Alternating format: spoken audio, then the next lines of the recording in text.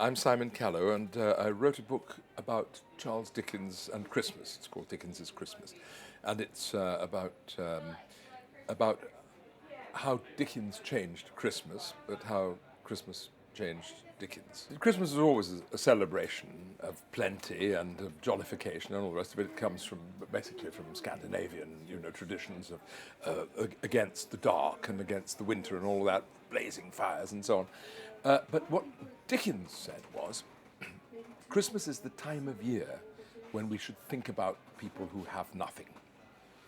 He wrote the book as a direct response, the Christmas Carol, as a direct response to the parliamentary inquiry into child labour, the conditions of children in mines.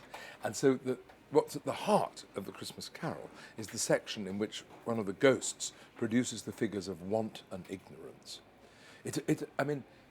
People remember the Christmas Carol above all, I suppose, because of gooses and puddings and all the rest of it. But actually, what it's really about is saying it's unacceptable that our world and our society has these contrasts, that this shocking poverty and ignorance coexists with all this jollity. And the key to Dickens was personal action. You have to go and... It wasn't government action. He wasn't interested in that at all. What he was interested in was individual people actually changing the lives of those who were disadvantaged and so on. And his big point that Dickens is a most unusual writer. People think of him as a Victorian, particularly, as a key Victorian figure. And of course he was around during the Victorian era. But he's more like a medieval writer, in my view, in that he sees society as one body, and all the individuals in society are constituent parts of that body. There's nobody who's not in the body, nobody out there. Everybody's part of it, and the body, for its health, depends on the good health and the well-being of everybody within it. So this is a really radical idea, and that's so Dickens, if we think about the dispossessed and the poor at Christmas time, it's because of Dickens. That was not ever part of Christmas before. The way in which Christmas changed Dickens, is that Dickens did become, in his own lifetime, a symbolic figure.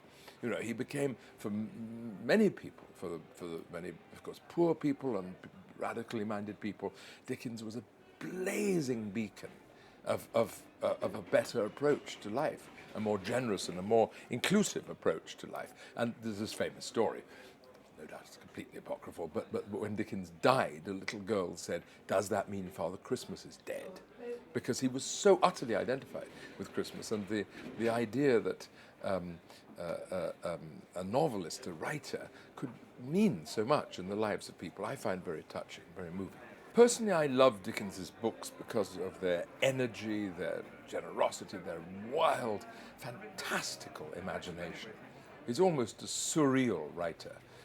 People sometimes adapt Dickens's books as if he was a realistic writer, but he wasn't at all.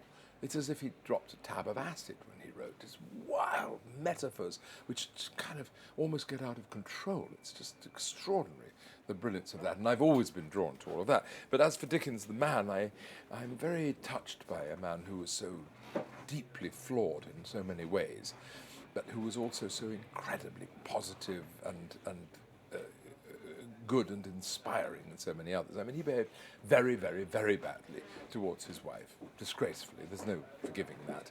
And not well towards his children at all. But towards mankind and humankind, he was extraordinary.